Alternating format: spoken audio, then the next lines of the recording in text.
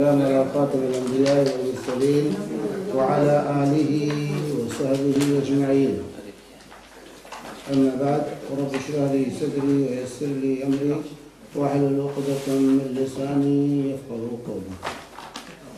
ہم گزشتہ درس میں مساجد کے احکام اور مسائل پڑھ رہے تھے، اور اس سلسلے میں آخری چیز جو گزشتہ درس میں ہمارے سامنے آئی تھی وہ تھی مسجد جانے کی فضیلت. مسجد جانے کی فضیلت بیان کی گئی تھی کہ انسان جو ہے جب مسجد جاتا ہے تو اللہ تبارک و تعالیٰ کو مسجد کی طرف چل کے جانا کس قدر محبوب ہے کہ ہر قدم پر اللہ تعالیٰ ایک نیکی عطا کرتا ہے اور ایک گناہ مٹتا ہے اور ایک درجہ بلند کرتا ہے. اور جب سے وہ گھر سے نکلتا ہے اس وقت سے اس کو نماز میں لکھا جاتا ہے کہ نماز پڑھ رہا ہے، وہ نماز جو ہے وہ پڑھ رہا ہے. آج بھی اسی کا بقیہ حصہ ہے مساجد کے احکام مسائل کا. یہاں پر مصنف نے بیان کیا ہے کہ مسجد کا نمازی اللہ کے سائے میں، مسجد کے نمازی اللہ کے سائے میں. تو اللہ کے سائے سے کیا مراد ہے؟ مسجد کا نمازی اللہ کے سائے میں، یعنی اللہ کے مخلوق سائے میں. اللہ نے جس سائے کو پیدا کیا ہے، یہ نہیں کہ اللہ کا سایہ ہے. یہ مطلب نہیں جیسے ہمارا سایہ ہوتا ہے نعوذ باللہ ویسے اللہ کا سایہ نہیں. اللہ کے مخلوق سائے میں جو ہے اللہ تعالیٰ اس کے لیے سائے کا قیامت کے دن انتظام کرے گا. تو اس سلسلے میں وہی مشہور روایت جو آپ لوگ سن چکے ہیں، جس میں 7 خوش نصیبوں کا اللہ کے رسول صلی اللہ علیہ وسلم نے ذکر کیا ہے. ابو ہریرہ رضی اللہ تعالی عنہ روایت کرتے ہیں کہ رسول اللہ صلی اللہ علیہ وسلم نے فرمایا 7 شخص ہیں جنہیں اللہ تعالی اس دن یعنی حشر میں اپنے عرش کے سائے میں رکھے گا، اپنے عرش کے سائے میں رکھے گا. گرچہ اس حدیث میں جو ہے فی ذلہ کا لفظ ہے، اللہ تعالیٰ اپنے سائے میں رکھے گا، لیکن دوسری روایت بزار وغیرہ کے روایت میں تحت ظل عرش ہی، عرش کے سائے میں رکھے گا. اور اس کو علماء نے حسن درجے کی روایت مانی ہے، اس لیے یہاں ترجمے میں انہوں نے کہا اپنے عرش کے سائے میں رکھے گا. کیونکہ اس سائے کا اس وقت دن سوال یہ پیدا ہوتا ہے کہ جب کوئی بلڈنگ نہیں ہوگی، کوئی بلند چیز نہیں ہوگی تو سایہ کہاں؟ سایہ کب ہوتا ہے کہ جب سورج کی شعاعیں ہوں اور کوئی بلڈنگ ہو، کوئی اونچی جگہ ہو، کوئی ٹیلا ہو تو اس کا سایہ ہوتا ہے. لیکن قیامت کے دن کو قان سب صفا یہ چٹیل میدان ہوگی، زمین کوئی بلڈنگ کوئی چیز نہیں ہوگی کہ جس کی وجہ سے سایہ پیدا ہو. اس دن سایہ کا سوال نہیں پیدا ہوتا، کیونکہ وہاں کوئی چیز زمین پر ہوگی ہی نہیں کہ جس کا سایہ زمین پر پڑے، سایہ ہو. تو یہاں پر جو ہے اللہ تعالیٰ اپنے عرش کے سائے میں رکھے گا جس دن سوائے اس کے سائے کے کوئی سایہ نہیں ہوگا. پہلا عادل حاکم، یعنی وہ حاکم جو عدل و انصاف کو اپنی رعایا میں قائم کرتا ہے اور عدل و انصاف سے حکومت چلاتا ہے. عادل حاکم. دوسرا وہ نوجوان، مطلب یہ نہیں کہ ہر حاکم جو عادل ہو سائے میں رہے گا. عادل مطلب جو مومن ہو، کیونکہ ایمان یہ شرط اول ہے. تو عادل حاکم. دوسرا وہ نوجوان جو اللہ کی عبادت میں جوانی گزارے. شاب نشأ فی عبادت اللہ، جو اپنی جوانی میں بھی اللہ کی عبادت کو نہیں چھوڑا، جوانی اس کی اللہ کی عبادت میں گزرتی ہے. تیسرا وہ شخص کہ اس کا دل مسجد میں اٹکا ہوا ہو. ورجل قلبہ معلق بالمسجد، اس وقت جس کا دل جو ہے مسجد میں اٹک جائے، جس وقت نماز پڑھ کر نکلتا ہے تو اس کی طرف دوبارہ آنے کے لیے بےتاب رہتا ہے. مسجد سے تعلق ہے، محبت، مسجد سے اس کو محبت ہے. ابھی عصر کی نماز پڑھی، پھر اس کو فکر ہے مغرب کی نماز کی، مغرب کی نماز پڑھ کے جاتا ہے، پھر عشاء کی نماز کی فکر ہے، عشاء کی نماز پڑھ کے جاتا ہے، پھر جو ہے فجر کی جماعت کی فکر ہے. کہ فجر کے وقت جو ہے آنا ہے، اور کب ہو فجر کہ ہم پھر مسجد میں پہنچیں نماز پڑھنے کے لیے۔ تو جس کا دل جو ہے مسجد میں اٹکا ہوا ہو دوبارہ آنے کے لیے بےتاب رہتا۔ چوتھا وہ شخص جو صرف اللہ تعالیٰ کی رضا کے لیے آپس میں محبت رکھتے ہیں، اور رجلان تحابا فی اللہ اجتمع علیہ وتفرق علیہ، تو جب ملتے ہیں تو اس کی محبت میں، اور جدا ہوتے ہیں تو اس کی محبت میں، یعنی ان کے تعلقات اللہ کی محبت کی بنیاد پر۔ پانچواں وہ شخص جو تنہائی میں اللہ کو یاد کرتا ہے اور افراط محبت یا خشیت سے اس کی آنکھوں سے آنسو بہہ پڑتے ہیں۔ تنہائی میں اللہ کے سامنے رونا یہ بہت ہی محبوب عمل ہے، اللہ کو بہت پسند ہے، اور اس میں انسان کو جو لذت محسوس ہوتی ہے کسی اور چیز میں وہ لذت نہیں ملے گی۔ اللہ کے نبی صلی اللہ علیہ وسلم فرماتے ہیں کہ جو ہے دو آنکھیں ایسی ہیں، عینانی لا تمسہم النار، دو آنکھیں ایسی ہیں جس کو جہنم کی آگ نہیں چھوئے گی۔ عین بکت من خشیت اللہ وعین باتت تحرس فی سبیل اللہ، ایک تو وہ آنکھ جو اللہ کے خوف سے روئے، اللہ کا خوف طاری ہو، تنہائی میں بیٹھا، اللہ کا ڈر، خوف، محبت غالب آئی اس پر اور رونے لگا، تو محبت میں بھی رلائی آتی ہے اور خوف کی حالت میں بھی رلائی آتی ہے، تو چاہے اللہ کی محبت میں روئے چاہے اللہ کے خوف سے روئے، تو اللہ کی محبت میں اللہ کی خشیت اور جو ہے خوف سے رونا، تو یہ اللہ تعالیٰ کو بہت پسند ہے۔ وہ عین تحرس فی سبیل اللہ، اور ایک وہ آنکھ جو اسلامی حدود کی حفاظت میں سرحدوں پر پہرے دے رہی ہے، راتوں کو نیند حرام کر کے اسلامی حدود کی، اسلامی ملک کی حفاظت میں وہ پہرے دے رہی ہے، تو وہ آنکھ بھی جنتی آنکھ ہے، اس کو بھی جہنم کی آگ نہیں چھوئے گی۔ تو یہاں اللہ کے نبی صلی اللہ علیہ وسلم نے فرمایا کہ جو ہے وہ آنکھ جو افراط محبت یا خشیت سے اس کی آنکھوں سے آنسو بہ جائے، وہ شخص بھی اس سائے میں ہوگا قیامت کے دن۔ چھٹا وہ شخص جسے کسی خاندانی خوبصورت عورت نے برائی کے لیے بلایا، یعنی عورت دعوت گناہ دی، پھر اس شخص نے کہا میں اللہ سے ڈرتا ہوں، اپنے آپ کو بچا لیا، یعنی تمام چیزیں برائی کی کھلی ہوئی ہیں، کوئی رکاوٹ نہیں ہے، خود دعوت مل رہی ہے، لیکن اس کے وجہ اللہ کا خوف اس قدر غالب ہے کہ انی اخاف اللہ، مجھے اللہ کا خوف ہے، تیرے دام فریب میں میں نہیں آتا، جیسے سیدنا یوسف علیہ السلام کا حال ہے، یا جریج راہب کا حال ہے، جو رسول پاک صلی اللہ علیہ وسلم نے حدیث میں ذکر کیا کہ رات بھر عورت پھسلاتی رہی، بہلاتی رہی کٹیا میں گھس کر کے، لیکن جریج اس کے چکر میں نہیں آئے، نمازی میں مشغول، نمازی پڑھتے رہے۔ اور یوسف علیہ السلام کا قصہ تو آپ قرآن میں جانتے ہیں۔ تو اگر یہ کیفیت ہو جائے، نفس پر انسان کو اس قدر کنٹرول ہو جائے، تو یقیناً وہ خوش نصیب ہے، اللہ کی ضیافت اس کو قیامت کے دن میدان محشر میں حاصل ہوگی اور عرش کے نیچے اس کو جگہ ملے گی۔ ساتواں وہ شخص جس نے اللہ کے نام پر کچھ دیا پھر اس کو چھپایا، یہاں تک کہ اس کے بائیں ہاتھ کو علم نہ ہوا کہ اس کے دائیں ہاتھ نے کیا خرچ کیا ہے، یعنی صدقہ و خیرات بالکل مخفی رکھتا ہے، اعلان کرتا پھرتا نہیں، ریا نمود کا شائبہ تاکہ نہ آنے پائے، وہ چھپا کے خرچ کرتا ہے تاکہ جو ہے ریا کا شائبہ نہ ہو، اس کا شبہہ تک نہ پیدا ہونے پائے، کہ آپ نے فرمایا دائیں ہاتھ سے دیتا ہے تو بائیں ہاتھ کو خبر نہیں ہونے دیتا، یعنی مخفی طور سے، یہ نہیں کہہ رہے بھائی ہمارا ہم بنوا تو دیں گے مسجد، لیکن اس پر ہمارے نام کا کتبہ چاہیے، اس پر ہمارا نام لکھنا چاہیے اور اعلان ہونا چاہیے، نہیں، یہ نہیں کہتا، بلکہ جو ہے دیتا بھائی کسی کو بتانے کی ضرورت نہیں ہے، یہ لے جاؤ۔ تو یہ 7 خوش نصیبوں کا یہاں پر اللہ کے نبی صلی اللہ علیہ وآلہ وسلم نے ذکر کیا ہے۔ ہمیں سوچنا چاہیے کہ آیا ان 7 میں سے کون سی صفت جو ہے کہ ہم حامل، کون سی صفت کے ہم حامل ہیں؟ اگر حامل ہیں تو اللہ کا شکریہ ادا کرنا چاہیے، اور اگر نہیں حامل ہیں تو یہ صفات اپنے اندر ہمیں پیدا کرنے کی کوشش کرنی چاہیے۔ خوش نصیب لوگ، یہ 7 طرح کے لوگ خوش نصیب ہیں۔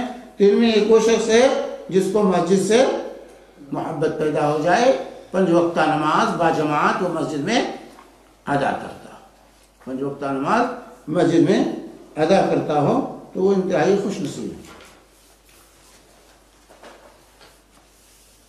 اسی طریقے سے مساجد کے اندر خوشبو بسانا، خوشبو وغیرہ کا مسجدوں میں اہتمام ہونا چاہیے، مسجد کی صفائی کا، اس کی ستھرائی کا۔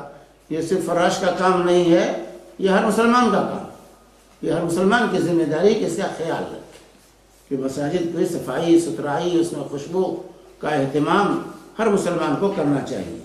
چنانچہ حضرت عائشہ صدیقہ رضی اللہ تعالی، یہ تو بخاری اور مسلم کی روایت جو ساتھ والی ہے وہ ذکر کی گئی، یہ دوسری روایت ابو داؤد اور ابن ماجہ وغیرہ کی ہے، جو ہے حضرت عائشہ صدیقہ رضی اللہ تعالی عنہا روایت کرتی ہیں کہ رسول اللہ صلی اللہ علیہ وسلم نے حکم دیا محلوں میں مسجدیں بناؤ، محلوں میں مسجدیں تعمیر کرو، بناؤ، یعنی جہاں نیا محلہ آباد ہو وہاں مسجد بھی بناؤ، وہاں مسجد بھی تعمیر کرو، اور انہیں پاک و صاف رکھو اور خوشبو لگاؤ، یعنی خوشبو بساؤ، اس میں دھونی دو خوشبو کا، عطر چھڑکو، جو ہے خوشبو رہے، جو ہے کیونکہ اللہ کا گھر ہے، اس کا احترام یہ لازم ہے، احترام ہے اس کی صفائی ستھرائی، خوشبو بسانا اس کے اندر، یہ مسجد کا احترام ہے، مسجد کا احترام ہے۔ تو یہ مطلب صرف فراش کا نہیں، لیکن میرے بھائیو ہمارے ہاں یہ اہتمام نہیں ہوتا، ہم انتظار کرتے ہیں فراش جھاڑو دے تو جھاڑو دے، وہ اٹھائے تو نہیں، کوئی بھی تنکا نظر آئے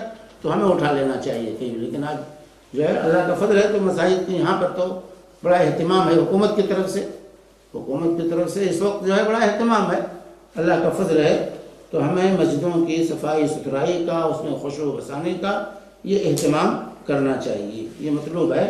اللہ کے وجہ سے مسجدوں کی تعمیر کا بھی حکم دیا اور اس کو صاف ستھرا رکھنے اور خوشبو بسانے کا بھی حکم دیا۔ مسجد سادگی کا نمونہ ہونی چاہیے، مسجد سادگی چاہیے، ہاں اس کو مزین نہیں کرنا چاہیے، اس کے اندر نقش و نگار نہیں بنانا چاہیے، بلکہ مسجد سادہ ہونا چاہیے، سادگی کا ہونی چاہیے، کیونکہ رسول اللہ صلی اللہ علیہ وسلم فرمایا مجھے یہ حکم نہیں دیا گیا ہے کہ میں مسجدوں کو مزین کروں، میں مسجدوں کو مزین کروں، زخرفہ سے اللہ کے نبی صلی اللہ علیہ وسلم نے مزین کرنے سے منع کیا ہے، اور کہا ہے کہ قرب قیامت کی نشانی کہ جو ہے یہودیوں کی طرح جو ہے مسلمان بھی مسجدوں کو مزین کرنے لگیں گے۔ تو مسجدوں کو مزین کرنا، اس میں نقش و نگار بنانا، پھول پتیاں بنانا، آج کتنی دولت اس پہ صرف ہوتی ہے، کتنی دولت جو ہے اس پہ صرف ہوتی ہے۔ مسجد سادی ہونی چاہیے تاکہ نمازیوں کی توجہ ادھر ادھر مبذول نہ ہو، اس سے پہلے بات آ چکی ہے کہ کوئی ایسی چیز نہ ہو کہ جس سے نمازی کا ذہن اس کی طرف ملتفت، کیونکہ جب مسجد میں نماز میں ہوتا بندہ تو اللہ کی طرف اس کی توجہ ہوتی ہے، اب جو چیز بھی اس کو اللہ کی توجہ سے پھیرے وہ چیز جائز نہیں کہ مسجد میں ہو ایسی چیز۔ لیکن آج کل جو ہے بہت سی چیزیں، ہمارے انڈیا پاکستان وغیرہ کے مسجدوں میں چلے جاؤ تو ساری نیکی مسجد کو مزین کرنے ہی نہیں سکتے، کتنی دولت اس میں خرچ کر دیتے ہیں لوگ، جو مسجد کے اندر نقش و نگار بنا، نقش و نگار نہیں بنانا چاہیے مسجدوں کے اندر، مسجدوں کی سادی ہونی چاہیے، سادگی ہو، مضبوط بنائیے، مضبوط بنانے سے نہیں ہوگا، مضبوط بنائیے، خوبصورت بنائیے، لیکن سادگی کے ساتھ، سادگی کے ساتھ جو ہے اس کے اندر نقش و نگار نہ بنائیے، نقش و نگار نہیں ہونا چاہیے مسجدوں کے اندر۔ کہتے ہیں قیامت کی نشانی اللہ کے نبی صلی اللہ علیہ وسلم فرمائی کہ تم بھی جو ہے یہودیوں کی طرح مسجدوں کو جو ہے مزین کرو گے۔ تو جو ہے یہ روایت جو ہے ابو داؤد اور ابن حبان وغیرہ کی ہے، جس میں اللہ کے نبی صلی اللہ علیہ وسلم نے مسجدوں کو مزین کرنے سے منع فرمایا۔ نبی صلی اللہ علیہ وسلم نے فرمایا قیامت کی نشانیوں میں سے نشانی یہ ہے کہ لوگ مسجدوں میں فخر کریں گے، یتباہون فی المساجد، ہماری مسجد تمہاری مسجد سے اچھی ہے، ہم تم سے بڑی مسجد بنائیں گے، تم سے خوبصورت بنائیں گے، یعنی اس میں مسابقت جو ہے لوگ کریں گے قرب قیامت، اور فخر کریں گے ہماری مسجد تمہاری مسجد سے اچھی ہے، یتباہون فی المساجد، جو مسجدوں میں جو ہے اس طرح فخر و غرور کا جو ہے کریں گے مسجدوں کی تعمیر میں۔ تو یہ چیز نہیں ہونا چاہیے، کیونکہ ہم دنیا کے لیے نہیں کر رہے ہیں، اللہ کے لیے کر رہے ہیں، اللہ کے لیے کر رہے ہیں، اس لیے جیسی سادگی کے ساتھ رسول پاک صلی اللہ علیہ وسلم اور صحابہ کے زمانے میں مسجدیں ہوتی تھیں، اسی سادگی کے ساتھ انسان کو مسجدوں کو رکھنا چاہیے۔ یہ جو ہے روایت یہ بھی ابو داؤد اور ابن خزیمہ وغیرہ کی۔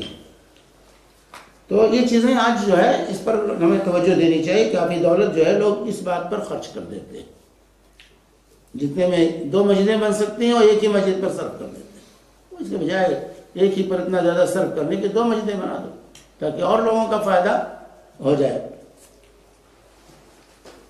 اب مسجد کے نمازیوں کے لیے خوشخبری یعنی مسجد میں نماز پڑھنے کا اہتمام کرنا، یہ سعادت مندی کی دلیل ہے، کیونکہ یہاں پر جو روایت پیش کی ابن ماجہ اور مسلم حاکم وغیرہ کی کہ رسول اللہ صلی اللہ علیہ وسلم نے فرمایا اندھیروں میں نماز کے لیے مسجد کی طرف چل کر آنے والوں کو قیامت کے دن پورے نور کی خوشخبری سنا دو۔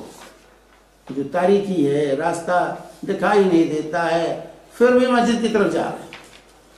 پہلے لائٹیں اور تو نہیں تھی، آج بھی دیہاتوں میں بجلی تو نہیں ہوا کرتی ہے، ہر جگہ تاریکی ہے جو ہے، اس کے باوجود لوگ جاتے ہیں، بارش ہوتی ہے پھر بھی چل کے جاتے ہیں، انتہائی خوش نصیب ہو، کیچڑ ہوتا ہے پھر بھی چل کے جاتے ہیں نماز پڑھنے کے لیے۔ تو انتہائی خوش نصیب لوگ ہیں، ان کے لیے قیامت کے دن مکمل نور کی خوشخبری سنائی گئی ہے کہ ایسے لوگ جو مسجدوں کی طرف تاریکیوں میں بھی، یعنی راستہ نہیں دکھائی دے رہا ہے، راستے میں رکاوٹیں ہیں، پھر بھی انسان کوشش کرتا ہے مسجد میں جا کر نماز پڑھنے کا، تو اللہ کے رسول سے فرماتے ہیں کہ اس کو قیامت کے دن نور کی خوشخبری سنا دو کہ پورے صراط کو نور رہے گا اس کے سامنے، اسی روشنی میں وہ پار کرے گا۔ تو یہ بہت بڑی سعادت مندی ہے۔ اسی طرح یہاں پر جو ہے واضح کیا مساجد کے احکام کو بیان کرتے ہوئے کہ مسجد میں مشرق داخل ہو سکتا ہے کہ نہیں؟ مشرق کافر مسجد میں داخل ہو سکتا ہے۔ عام طور سے یہ بڑا ہوتا ہے کہ مشرق ہے اور نجس ہے، کیسے جائے گا مسجد میں؟ نہیں میرے بھائی، وہ اعتقاداً نجس ہے، یہ نہیں کہ اس کے ہاتھ میں نجاست لگی ہوئی ہے۔ جب تک بظاہری کوئی نجاست نہ نظر آئے اس کو ہم نجس نہیں کہیں گے۔ نجس ہے عقیدے کے اعتبار سے، شرک اور کفر کی نجاست اس کے ساتھ لگی، وہ جسمانی نجاست نہیں وہاں مقصود ہے۔ اور ان کے لیے صرف مسجد حرام میں داخلہ ممنوع ہے، صرف مسجد حرام میں وہ داخل نہیں ہو سکتے، اس کے علاوہ دنیا کی اور مساجد میں وہ داخل ہو سکتے ہیں، چنانچہ یہاں پر جو دیا ہے بخاری اور مسلم کی روایت جو ہے کہ جو ہے ثمامہ بن اسال کہتے ہیں مسجد میں مشرک داخل ہو سکتا ہے، کیونکہ ایک مرتبہ رسول اللہ صلی اللہ علیہ وسلم نے بنی حنیفہ کے ایک شخص ثمامہ بن اسال رضی اللہ عنہ ابھی مسلمان نہیں ہوئے تھے کو مسجد کے ستون سے باندھ دیا تھا اور 3 دن تک باندھے رکھا، 3 دن تک جو ہے مسجد ہی میں ان کو باندھے رکھا تھا رسول پاک صلی اللہ علیہ وآلہ وسلم نے۔ مسجد میں جو کافر کو باندھ سکتے ہیں، قید کر سکتے ہیں، تو صرف داخلے پر کوئی پابندی نہیں ہے۔ مسجد کے ستون میں باندھا تھا اور نماز پڑھتے ہوئے دیکھتے تھے لوگ، اس مسجد میں باندھنے کا اور رسول پاک صلی اللہ علیہ وسلم نے جس اخلاق کا ان کے ساتھ ثبوت کے، امامہ کے بادشاہ تھے، حاکم تھے، امامہ کے جو ہے یہ ریاض وغیرہ کا علاقہ جو ہے اس کے جو ہے یہ حاکم تھے، اور ان کو گرفتار کر کے لائے تھے صحابہ، پکڑ کے لے آئے تھے اور مسجد میں باندھ دیا، 3 دن تک وہ بدے رہے۔ تو انہوں نے مسلمانوں کا جو سلوک دیکھا، نماز کی جو کیفیت دیکھی، بہت متاثر ہوئے اور آخر دن انہوں نے اسلام کا اعلان کر دیا مسلمان ہو گئے۔ مسلمان ہونے کے بعد انہوں نے کہا یا رسول اللہ آج سے پہلے آپ سے زیادہ کوئی میرے نزدیک مبغوث نہیں تھا، لیکن اس کائنات میں آج کے بعد آپ سے زیادہ کوئی محبوب نہیں، اور آج سے پہلے آپ کے شہر سے زیادہ کوئی مبغوض شہر میرے نزدیک نہیں تھا، لیکن آج کے بعد یہ شہر سب سے زیادہ مجھے محبوب ہے، سب سے زیادہ مجھے محبوب ہے۔ تو بہرحال جو ہے مسجد میں کافر جا سکتا ہے، لیکن یہ نہیں کہ اس کو بنا لیا جائے وہ میدان اور جو ہے نمائش گاہ مسجد کو، اور جو چاہے وہ آئے، چاہے تفریح گاہ بنا لیا جائے، جیسے آج کل بہت سی مساجد میں تفریح گاہ بنی ہوئی ہے، جیسے ہمارے یہاں چلے جائے جامع مسجد دلی میں سب جاتے ہیں ہاں گھومنے کی جگہ بنا لیا ہے، سب جاتے ہیں اور دیکھتے ہیں، اوپر چڑھتے ہیں نیچے اترتے ہیں، اور ٹکٹ لگا ہوا، ٹکٹ دو جاؤ جو جاؤ۔ ہاں ٹکٹ نہیں ٹکٹ ہے ابوظہبی میں بھی جاتے ہیں لوگ۔ ہاں ابوظہبی میں بھی کسی جامع مسجد میں ٹکٹ نہیں ہے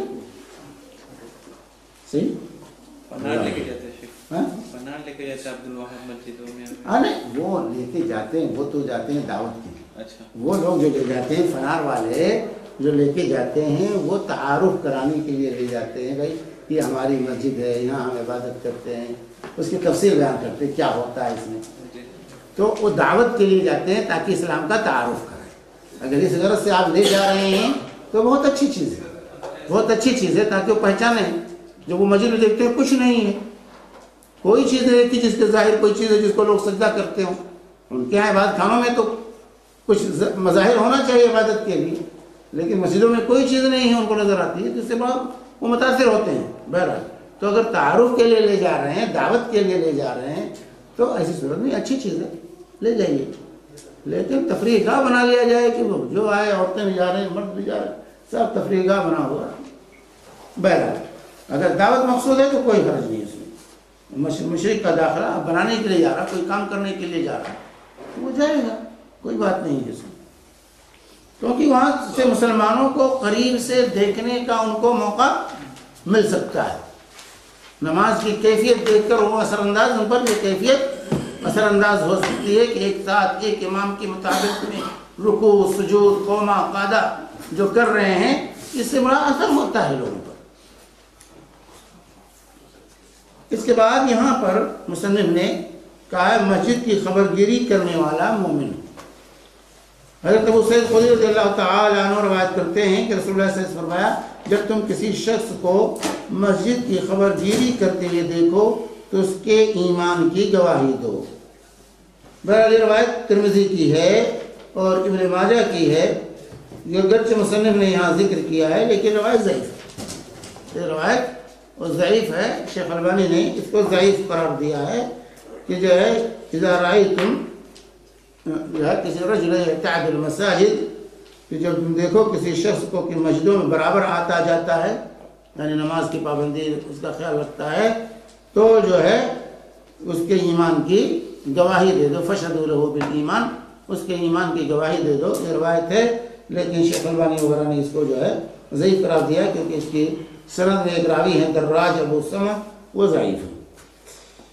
کہتے ہیں مصنف کہ مسلمان بہن بھائیوں مسجدوں کی خبرگیری کیا کرو، انہیں صاف ستھرا رکھو، روشنی پانی کا انتظام کرو، مرمت کا خیال رکھو، اور سب سے بڑی خبرگیری مسجد کی آبادی یہ ہے کہ وہاں جا کر پانچوں وقت باجماعت نماز پڑھو، مساجد میں قرآن و حدیث کے درس کا اہتمام کرو، مسنون نماز پڑھانے والے ائمہ کا تقرر اور پانچوں وقت اذان دینے کے لیے تنخواہ نہ لینے والے مؤذن کا انتظام کرو۔ تو ایسا مؤذن اگر مل جائے جو تنخواہ نہ لے وہ بہتر اور افضل ہے۔ اللہ کے نبی صلی اللہ علیہ وسلم نے کہا تھا کہ ایسا مؤذن رکھو جو تنخواہ نہ لے، تو اگر ایسا کوئی شخص مل جائے جو تنخواہ نہ لیتا ہو تو بہتر اور افضل ہے، لیکن اگر کوئی نہیں ملتا ہے تو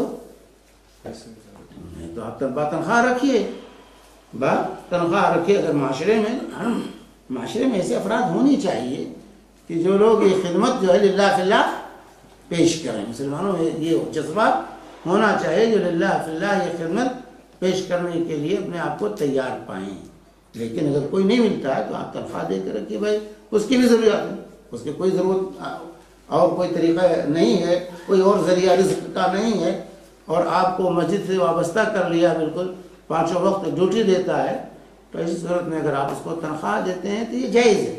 لیکن یہاں جو کہنے کا مطلب ہے کہ اگر ایسا شخص کوئی مل جائے جو بلا تنخواہ جو ہے اذان کا اہتمام کرے تو بہرحال وہ اس کو رکھنا زیادہ بہتر، اسی کو ترجیح دینی چاہیے۔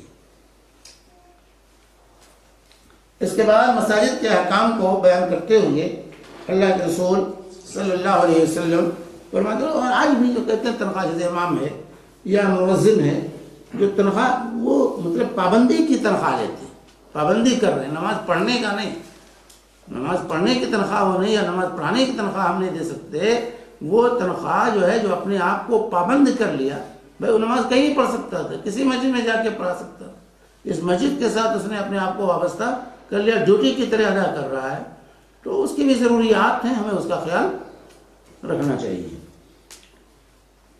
اور لوگ کہتے ہیں کہ بھائی قرآن پڑھا کے کیا تنخواہ لینا، جو ہے نماز پڑھا کے جو ہے تنخواہ لینا، اجرت لینا، جائز ہے، جائز ہے، جائز ہے، کوئی بات نہیں، جائز ہے، لیکن اگر للہ فی اللہ انسان کرے تو یہ بہتر اور افضل، للہ فی اللہ کرتا ہے یہ خدمت تو افضل اور بہتر ہے، لیکن اگر تنخواہ لیتا ہے تو یہ جائز، تنخواہ لینا جائز ہے، کیونکہ بخاری کی روایت ہے ان افضل ما اخذتم علیہ الاجر القرآن، ان افضل ما اخذتم علیہ الاجر القرآن، کہ افضل اجرت وہ ہے جو تم قرآن پر لیتے ہو۔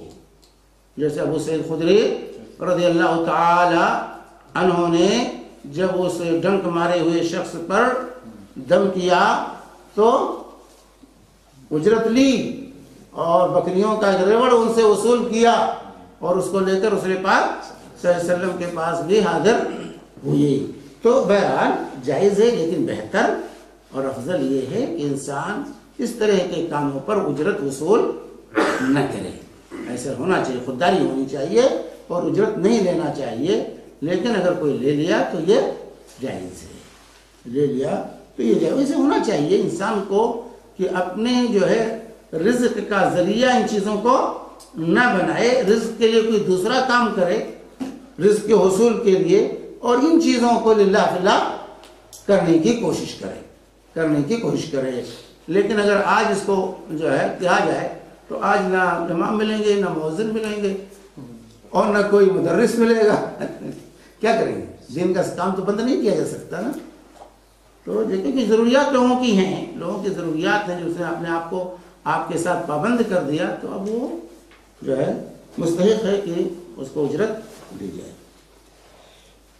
قبرستان اور حمام میں نماز کی ممانعت، قبرستان اور حمام میں نماز کی ممانعت، نہ قبرستان میں نماز پڑھ سکتے ہیں اور نہ حمام میں نماز پڑھنا جائز ہے۔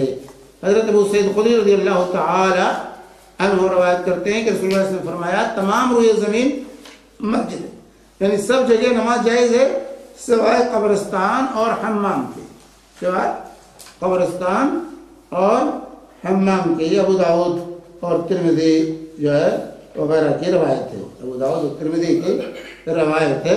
تو قبرستان میں نماز نہیں پڑھ سکتے، اسی طرح حمام میں نماز پڑھنا جائز نہیں ہے، لیکن بہت سی مساجد ہیں جو قبرستان میں، ہمارے مسئلہ والے بھی قبرستان میں نماز پڑھتے ہیں، مسئلہ والے بھی، ان کی جامع مسجد کے تین طرف جو ہے، تین طرف، پرانی مسجد ہے تو دو طرف، پرانی مسجد تو گری ہوئی ہے قبرستان کے بیچ میں،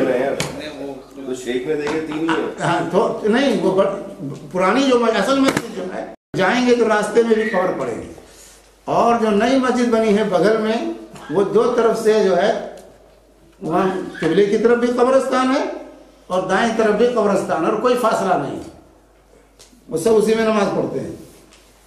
لیکن کیا اس کے لیے جگہ الگ کی ہوگی جس پہ تعمیر ہوگی؟ ہاں قبرستان کی جس کی جگہ، ہاں جو مسجد ہے وہاں تو نہیں قبر ہے، مسجد کے اگل بغل میں قبر ہے، تو وہ جائے گا نہیں جائے گی۔ اگل بغل وہ بتائیے، وہ حنفی کے نزدیک بناتے تھے، پہلے جتنی پرانی مسجدیں ہیں سب قبریں ہیں، جتنی پرانی مسجدیں آپ کو ہندوستان میں ملیں گی، پاکستان میں ملیں گی، وہ قبروں کے ساتھ ہی ہیں، شاہی مسجدیں خاص طور سے، شاہی مسجدیں خاص طور سے قبروں کے ساتھ ہیں۔ حالانکہ اس پر لعنت بھیجی ہے اللہ کے رسول صلی اللہ علیہ وسلم نے کہ لعن اللہ الیہود والنصارى اتخذوا قبور انبیائہم مساجدا، اللہ کی لعنت ہو یہود و نصارہ پر کہ جو ہے انہوں نے اپنے نبیوں کی قبروں کو مسجدیں بنا لی۔ تو مسجد بنانے میں جیسے دوسری حدیث کے اندر اللہ کے رسول صلی اللہ علیہ وسلم فرمایا لا تصلوا علی قبر ولا تصلوا الی قبر، نہ قبر کے اوپر نماز پڑھو نہ قبر کی طرف رخ کر کے نماز پڑھو۔ تمہیں بتائی کہ نہیں تو نہ تو مسجد کے احاطے میں قبر رکھنا جائز اور نہ قبرستان کے احاطے میں مسجد بنانا جائز، دونوں غلط۔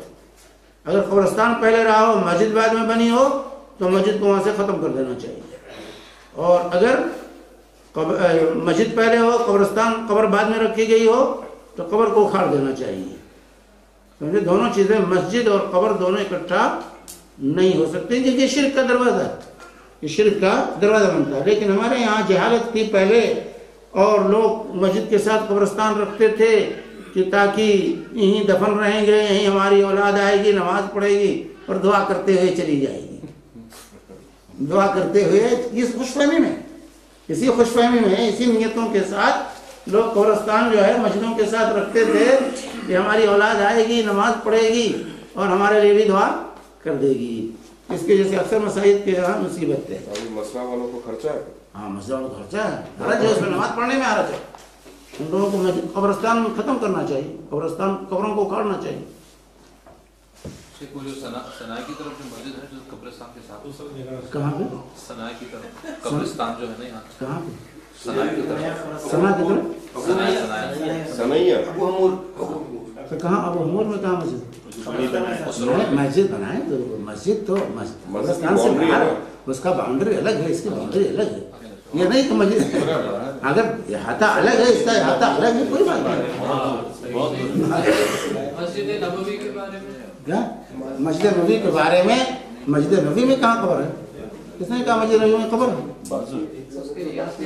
نہیں، احاطے میں نہیں آتا، یہ تو زیادتی ہوئی، جو توسیع والوں نے زیادتی کی ہے، وہ احاطے میں نہیں ہے، وہ آپ کے گھر میں آپ کی قبر ہے، وہ نبی کریم صلی اللہ علیہ وسلم کا گھر تھا، نبی صلی اللہ علیہ وسلم کا گھر تھا، آپ کے گھر میں جو ہے قبر ہے، نہ کہ مسجد میں قبر ہے، وہ مسجد میں قبر نہیں ہے، اس کے دل پکڑنا صحیح نہیں۔ روزہ مبارک کہتے ہیں نا، برابر میں روزہ مبارک جو بالکل مسجد کے برابر میں ہے، جیسے ایک دن لوگ اندر جاتے ہیں، وہ لوگ الاؤ کرتے ہیں، وہ تو وہ ریاض الجنہ ہے، جنت کی کیاری ہے، بین ممبری و بیتی روض من ریاض الجنہ، اللہ صلی اللہ علیہ وسلم فرماتے ہیں میرے گھر اور میرے ممبر کے درمیان کا حصہ یہ جنت کی کیاری ہے، اس کو یہاں آؤ، یہاں چرنے کی کوشش کرو، یعنی وہاں نماز پڑھو، تو وہاں نوافل کا پڑھنا، نماز کا پڑھنا یہ بہتر اور افضل ہے، تو وہاں انسان کو موقع ملے تو وہاں نماز پڑھنی چاہیے، لیکن وہاں کی وجہ سے پہلی صف نہیں چھوڑ سکتے، لوگ وہیں بیٹھے رہتے ہیں، اگلی صف میں نہیں جاتے، یہ غلط ہے، محروم ہو جاتے ہیں اگلی صف کے ثواب سے، لیکن وہاں نماز پڑھنا یہ افضل ہے، نوافل کا جو ہے وہاں موقع ملے تو ضرور جا کر کے وہاں نوافل پڑھنی چاہیے۔ وہی مصیبت ہے نا، دوسرے کا خیال نہیں کرتے، جو مرتبہ پہنچ گئے تو ڈیرا ڈال کے بیٹھ جاتے ہیں۔ بوری لوگ بھی ایسی کرتے ہیں، سب لوگ کرتے ہیں، بوری نہیں، سب لوگ مسجد میں میں نے ذرا سا موقع مانو بھائی مجھے 2 رکعت پڑھنے دو، چلا جاؤں گا، کبھی نہیں مانتے۔ تو بہرحال قبرستان کے اندر نماز پڑھنا جائز نہیں ہے۔ جب نبی کریم صلی اللہ علیہ وسلم قبرستان میں نماز پڑھنا جائز نہیں فرماتے تو قبرستان میں مسجدیں بنانا بھی جائز نہ ہوا۔ مسجد کے معنی ہے سجدے کی جگہ، نماز کی جگہ۔ جب قبرستان میں سجدہ اور نماز منع ہوئی تو نماز اور سجدے کے لیے مسجد سجدے کی جگہ بنانا بھی منع ہوئی۔ تو قبرستان میں مسجد بنانا یا مسجد میں قبر بنانا یہ دونوں چیزیں غلط ہیں، اس سے ہمیں اجتناب کرنا چاہیے۔ اب اس کے بعد یہاں پر جو مساجد کے آداب بیان کرتے ہوئے مسئلہ بتایا کہ مسجد میں داخل ہوتے وقت کی دعا، مسجد میں داخل ہوتے وقت کی دعا، نماز جنازہ جائز، ہاں نماز جنازہ قبر پر نماز جنازہ جا کے آپ پڑھ سکتے ہیں، ہاں قبر پہ نماز جنازہ پڑھنا جائز ہے۔ اللہ کے رسول صلی اللہ علیہ وسلم نے ایک خاتون تھی جو مسجد نبوی میں جھاڑو دیا کرتی تھیں، ان کا انتقال ہو گیا، صحابہ نے ان کو دفن کر دیا اور رسول اللہ صلی اللہ علیہ وسلم کو خبر نہ ہوئی۔ 2-3 دن اللہ کے رسول صلی اللہ علیہ وسلم نے جب ان کو مسجد میں نہیں دیکھا تو پوچھا کہ وہ خاتون جو جھاڑو دیا کرتی تھی وہ کہاں ہے؟ تو صحابہ نے کہا کہ ان کا انتقال ہو گیا اور دفن کر دیا گیا انہیں۔ تو کہا مجھے کیوں نہیں بتایا؟ دلونی علی قبرہا، مجھے اس کے قبر بتاؤ کہاں ہے، کہاں دفن کی ہو تم لوگ؟ صحابہ گئے, بتایا تو آپ نے وہاں کھڑے ہو کر اس کے قبر پر نماز جنازہ ادا کی. نماز جنازہ ادا کی. تو اگر کسی کو دفن کر دیا گیا ہو اور آپ جنازے میں شریک نہ ہو سکے ہوں تو آپ وہاں جا کر کے قبر پر جنازے کی نماز پڑھ سکتے ہیں. جیسے باہر لوگ رہتے ہیں, نہیں پہنچے اس وقت, بعد میں گئے چھٹی پہ, تو آپ جائیے قبر پر اور وہاں نماز جنازہ ادا کر لیجیے. جائز ہے, اللہ کے رسول صلی اللہ علیہ وسلم نے پڑھی ہے نماز. اس کا کچھ وقت ہے کتنے؟ نہیں, وقت کوئی نہیں. اگر ایک سال کے بعد بھی گئے تو ہاں نہیں, آپ جب آپ جائیں, یعنی وہ پرانی قبریں نہ ہوں, آپ کی موجودگی میں ان کا انتقال ہوا ہو اور دفن ہوئے ہوں. یعنی حال ہی بار ہاں. بار جا سکتے ہیں, ہاں بار بار جا سکتے ہیں بس. نہیں, بار بار نہیں بھائی, ایک مرتبہ, ایک مرتبہ, بار بار نہیں. بار بار آپ زیارت کے لیے جائیے, بار بار جائیے, لیکن نماز صرف ایک مرتبہ پڑھیے. شیخ کبھی کسی کو علم بھی تھا کہ ایسا کچھ کر سکتے ہیں تو آپ جا کے کر سکتے ہیں. خلاص تو ختم ہو, نہیں علم تھا, نہیں علم تھا, لیکن جب ان کی نماز, جب دیکھیں نماز جنازہ یہ فرض کفایہ ہے. اگر کچھ لوگوں نے پڑھ لیا تو سب کی طرف سے ادا ہو گیا ہے. اس لیے زیادہ تکلف کی ضرورت نہیں, زیادہ تکلف کی ضرورت نہیں ہے, فرض کفایہ ہے. زیادہ سے زیادہ ان کے لیے دعائیں کرنی چاہیے. اس کے بعد مسجد میں داخل ہوتے وقت کی دعا. تو مسجد میں اولاً داخل ہوتے ہوئے تو پہلا کیا ہوگا, دائیں قدم آگے بڑھانا, دائیں قدم آگے بڑھائیں گے اور جو ہے دعا پڑھی. جو کہتے ہیں مسجد میں داخل ہوتے وقت رسول اللہ صلی اللہ علیہ وسلم پر سلام کہنا چاہیے, سلام کہنا چاہیے جو ہے رسول اللہ صلی اللہ علیہ وآلہ وسلم پر. بسم اللہ الصلاۃ والسلام علی رسول اللہ. آگے دعا خود ذکر کر رہے ہیں مصنف کہ جو ہے وہاں بسم اللہ کہیے, نبی پر صلاۃ بھیجیے اور دعا پڑھیے. یہاں جو دعا ذکر کہ اللہم افتح لی ابواب رحمت, اللہم افتح لی ابواب, یہ صحیح مسلم کی روایت ہے. مسجد میں داخل ہونے کی دعا صحیح مسلم میں اللہ کی جیسے فرماتے ہیں کہ جو ہے یہ پڑھنا چاہیے, اللہم افتح لی ابواب رحمت, اے اللہ میرے لیے جنت اپنی رحمت کے دروازے کھول دے. اللہم افتح لی ابواب رحمتک, اے اللہ تو کھول دے میرے لیے ابواب رحمتک, اپنے رحمت کے دروازے. ابواب باب مانے دروازہ ہوتا ہے, ابواب رحمتک اپنی رحمت کے دروازے. یا الہی میرے لیے اپنی رحمت کے دروازے کھول دے. اور اسی طریقے سے دوسری دعا یہاں ذکر کی ہے, بسم اللہ والسلام علی رسول اللہ, اللہم اغفر لی ذنوبی وافتح لی ابواب رحمتک. بسم اللہ والسلام علی رسول اللہ, اللہم اغفر لی ذنوبی وافتح لی ابواب رحمتک. یہ روایت ابن ماجہ اور جو ہے ترمذی وغیرہ کی ہے. ابن ماجہ اور ترمذی وغیرہ کی یہ روایت ہے کہ اللہ کے نام سے, بسم اللہ یعنی اللہ کے نام سے داخل ہو اور دعا کرتا ہوں کہ رسول اللہ صلی اللہ علیہ وسلم پر سلامتی ہو. والسلام علی رسول اللہ, رسول اللہ صلی اللہ علیہ وسلم پر سلام ہو. اے اللہ میرے گناہ بخش دے, اللہم اغفر لی, اے اللہ مجھے بخش دے میرے لیے ذنوبی, میرے گناہوں کو بخش دے. اور وافتح لی ابواب رحمتک, اور میرے لیے اپنی رحمت کے دروازے کھول دے. تو یہ دعا, اس میں صلاۃ و سلام بھی ہے, بسم اللہ بھی ہے, اور رحمت کے دروازے کھولنے کی دعا بھی ہے, تو مغفرت اور بخشش کے ساتھ. تو یہ جو ہے زیادہ جامع ہے, تو پڑھنے کی, یاد کرنے کی کوشش کرنی چاہیے. اگر نمازی مسجد میں داخل ہوتے وقت یہ دعا پڑھ لے تو باقی دن شیطان سے محفوظ رہے گا. تیسری دعا بتا رہے ہیں کہ اگر یہ آپ دعا پڑھ لیں مسجد میں داخل ہوتے وقت تو شیطان سے محفوظ رہیں گے پورے دن تک. اعوذ باللہ العظیم وبوجہہ الکریم وسلطانہ القدیم من الشیطان الرجیم. اعوذ باللہ العظیم وبوجہہ الکریم وسلطانہ القدیم من الشیطان الرجیم. میں عظمت والے اللہ, اس کی عزت والے چہرے اور اس کے قدیم بادشاہت کی پناہ چاہتا ہوں شیطان مردود سے. تو یہ مسجد میں داخل ہوتے وقت کی یہ दुआ है। औज़ु बिल्लाहिल अज़ीम व बिवजहिल करीम व सुल्तानिल क़दीम मिनश शैतानिर रजीम। अब ये तो मस्जिद में दाखिल होने की दुआएं हो गई। शेख वो भी है ना, बिस्मिल्लाह वस्सलाम अला मफ्ताली वगैरह। हाँ वही, यानी इसमें का हाँ दो लफ्ज़ और इसकी हाँ, बिस्मिल्लाह वस्सलातु वस्सलाम अला रसूलिल्लाह अल्लाहुम्मा फ़्तह ली अबवाब रहमतिक, ये कलिमात भी वारिद है। बिस्मिल्लाह वस्सलातु वस्सलाम अला रसूलिल्लाह अल्लाहुम्मा फ़्तह ली अबवाब रहमतिक, ये कलिमात भी है। मस्जिद से निकलते वक्त की दुआ, और मस्जिद में दाखिल होते हुए दायां कदम आगे बढ़ाएंगे, और मस्जिद से निकलते हुए बायां कदम आगे बढ़ाएंगे, क्योंकि मस्जिद में दाखिल होना ये शर्फ है। तो दाएं को बाएं पर फजीलत हासिल है, इसलिए दायां कदम आगे बढ़ाएंगे। मस्जिद से निकलना ये शर्फ नहीं है, मस्जिद बाबरकत जगह है, इसलिए निकलते वक्त पहला बायां कदम आगे बढ़ाएंगे, क्योंकि दाएं को फजीलत हासिल है।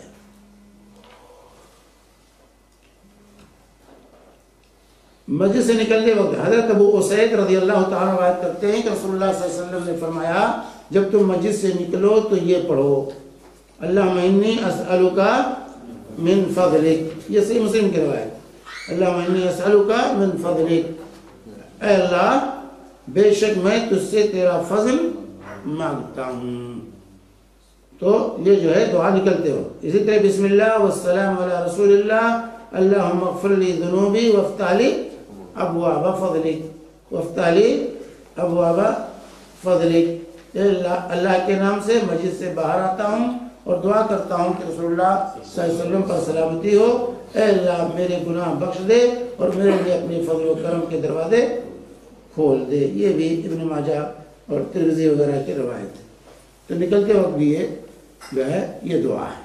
तो इन दुआओं को याद रखना चाहिए मस्जिद में दाखिल होते वक्त और मस्जिद से निकलते वक्त इन दुआओं का एहतमाम करना चाहिए। इसी तरह मस्जिद में आवाज़ बुलंद करना मना, यानी बुलंद आवाज़ से बातें करना ये मना है। हत्ता कि आप कुरान भी पढ़ रहे हैं तो देखना चाहिए किसी को खलल तो नहीं हो रहा है। बुलंद आवाज़ से पढ़ने में, तो नमाज पढ़ रहे हैं कुछ लोग तिलावत कर रहे हैं, तो ऐसी आवाज़ में पढ़िए कि दूसरों को डिस्टर्ब ना। हज़रत उमर रज़ियल्लाहु ताला अन्हु ने ताइफ के रहने वाले दो आदमियों से कहा जो मस्जिद नबी में ऊंची आवाज़ से बातें कर रहे थे, अगर तुम मदीना के रहने वाले होते तो मैं तुम्हें सज़ा देता, तुम रसूलुल्लाह सल्लल्लाहु अलैहि वसल्लम की मस्जिद में अपनी आवाज़ें बुलंद करते हो। ये बुखारी की रवायत है।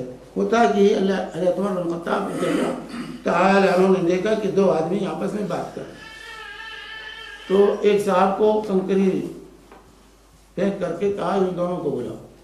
उन दोनों को बुलाया गया तो कहा कि जो है तुम कहाँ के रहने वाले हो? कहा हम ताइफ के रहने वाले। तो कहा तुम अल्लाह के नबी की मस्जिद में जो है बुलंद आवाज़ से बातें कर रहे हो, अगर तुम मदीना के रहने वाले होते तो तुम्हारी आज पिटाई करता। तो पिटाई ज़रूरी है तंबीह तरबियत के लिए। आज कहते हैं कि तलबा को मारो ही ना, बच्चों को पिटाई ना करो। पहले था मुबालगा था, खूब पीटते थे, अब जो है बिल्कुल उसको छोड़ दिया है। अब तो कहते हैं छड़ी भी हाथ में ना रखो। तो ये दोनों इफरात और तफरीक के रास्ते। डंडा तंबीह के लिए, तंबीह का डंडा होना चाहिए, तंबीह का डंडा रखना चाहिए। अब ये नहीं कि पहले जैसे असाज़ा मारते थे, उठा के पटक देते थे, चढ़ बैठते थे ऊपर से तो वो चीज़ गलत है, इफरात तफरीत नहीं। तो यहाँ हज़रत उमर ने कहा कि तुम मदीना के रहने वाले होते तो तुम्हारी पिटाई करता, लेकिन तुम बाहर के हो गए इसलिए छोड़ दिया। तो मस्जिद में आवाज़ बुलंद नहीं करना चाहिए। ये बातचीत करते बहुत लोग ज़ोर ज़ोर से बात करने लगते हैं और लोग नमाज भी पढ़ रहे होते हैं, तिलावत कर रहे होते हैं, जिक्र में मशगूल होते हैं, उनको खलल होता है। अब ये नहीं कहे कि मस्जिद में आवाज़ बुलंद नहीं करते तो अब मुझे साहब तकरीर कैसे करेंगे, डर से कैसे करेंगे। ये है हदीस के कुर्बे के करीब लोग जोर से बात करेंगे। हाँ, दुनिया की बातें करेंगे, दुनिया की क़यामत की जो है یہ نشانی ہے کہ لوگ مسجدوں میں ان کی اکثر باتیں دنیاوی باتیں ہوں. تو یہ آداب جو ہے یہاں پر مسجد کے احکام اور مسائل کو اختصار کے ساتھ مصنف نے یہاں ذکر کیا ہے.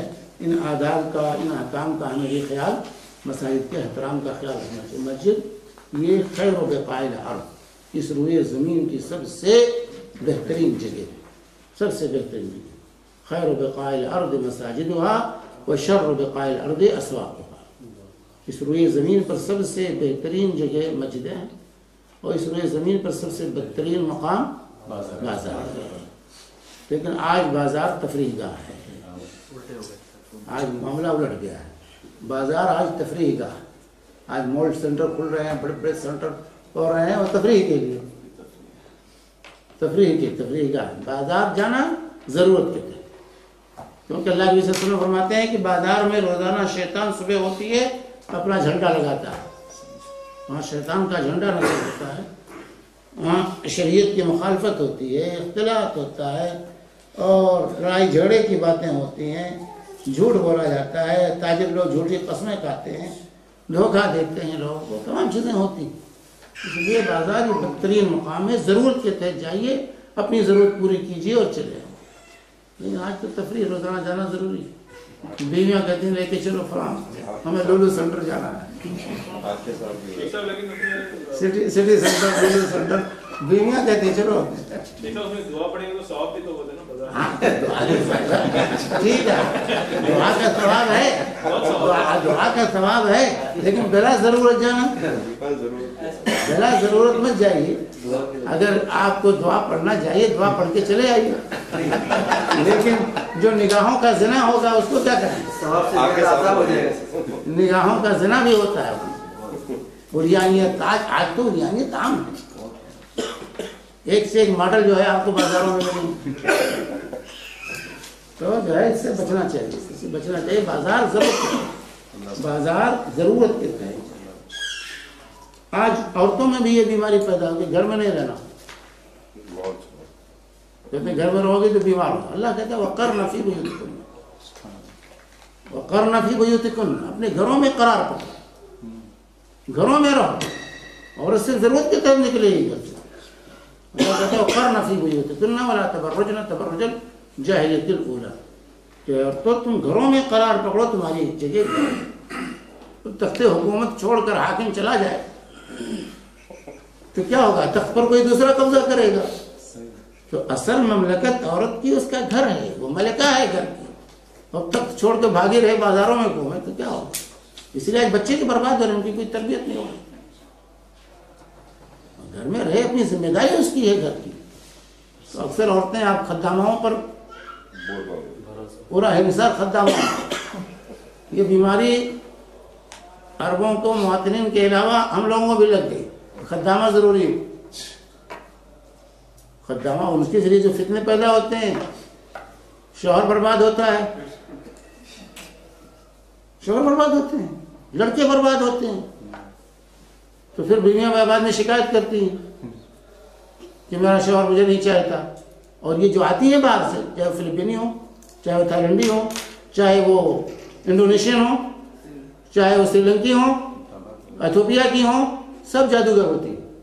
اپنے ساتھ جادو لے کر آتی ہیں، اپنے ساتھ جادو لے کے آتی ہیں. آ کے شوہر پر جادو کر دیتی ہیں، بچوں پر جادو کرتی ہیں، اور شوہر کو اپنے قبضے میں کر لیتی ہے. یہ ہو رہا ہے آج، بہت بڑا فتنہ ہے اس وقت. لیکن ہماری خواتین کو جو ہے خدامہ چاہیے. جب شوہر برباد ہو جاتا ہے تو روتی ہیں. نہیں، خدامہ کی ضرورت کیا ہے؟ آپ گھر کے کام خود کریں. ایک کافر کو، ایک غیر کو اپنے گھر میں گزارے. صحت اچھی رہے گی اس سے سب سے. ہاں، غلطی کس کی ہے؟ روزانہ بیمار رہتی ہیں. تو غلطی کس کی ہے؟ ہاں، غلطی شوہر کی بھی ہے اور بیوی کی بھی غلطی ہے. بیوی کی زیادہ، دونوں کی غلطیاں ہیں. بیوی سے کہیے کہ محترمہ آپ کام کیجئے گھر کا. بیوی کی زیادہ. بھائی حضرت جو ہے فاطمہ سے تو کوئی فضیلت والا نہیں ہے. کوئی خاتون فضیلت میں فاطمہ سے بڑی؟ فاطمہ رضی اللہ تعالی عنہ چکی چلاتی تھی. ارے ہماری مائیں بہنیں بھی پہلے کیا چکی چلاتی تھی، چاول نکالتی تھی، سب کو اپنے ہاتھ سے کرتی تھی. اب تو کچھ کرنا ہی نہیں، صرف کھانا پکانا.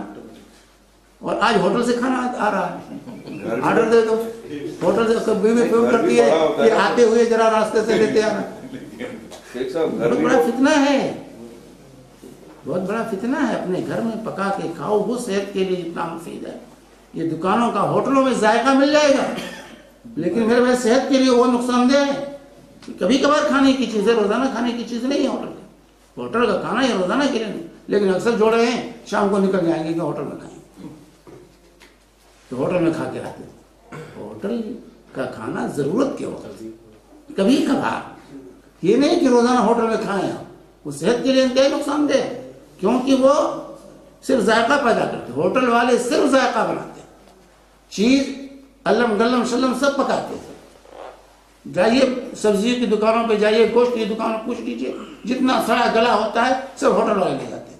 जितना डेट एक्सपायर होता है वो होटल वाले ले जाते हैं, और उसमें जायका पैदा करके आपको खिलाते हैं, आप बड़े शौक से खाते हैं। तो हमें अपने बीवी बच्चों की तरबियत इस अंदाज से करनी चाहिए कि खाना खुद पकाओ, अपने हाथ से पकाओ, खाओ, और घर का काम काज करो ताकि सेहत रहे। अब क्या चलने जा रहे हैं, कहाँ दौड़ लगाने, भाई घर में काम करो तो दौड़ने की क्या जरूरत है। वो जो नादी में कहते हैं, नादी में नाम निकाल लिया, क्यों भाई नादी में नाम निकालने की जरूरत क्यों? वो काम नहीं करते। मेहनत करो, घर का काम काज करो तो सेहत रहेगी। घर भी बड़ा है आजकल ना, वेला रहता है। हाँ, तो कौन साफ खुद साफ करें, खुद सफाई करें भाई, खुद सफाई करें, वर्जिश सफाई करें, ये वर्जिश है। हाँ, मर्द को भी ये मतलब नहीं कि सारा काम आप बीवी से ले और आप बैठे रहे, नहीं।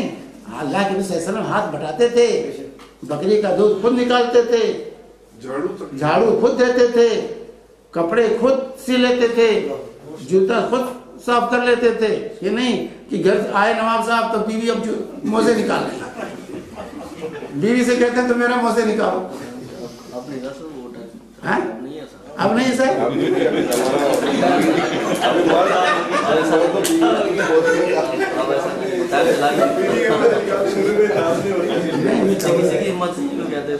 नहीं, बहरहाल हमें अपने घरों पर कंट्रोल करना चाहिए, इससे इनका माहौल पैदा करना चाहिए। मुंह का मलम भी लगा रहे ना मर्द लोग, हाँ, मुंह का मलम भी लगा रहे, कमर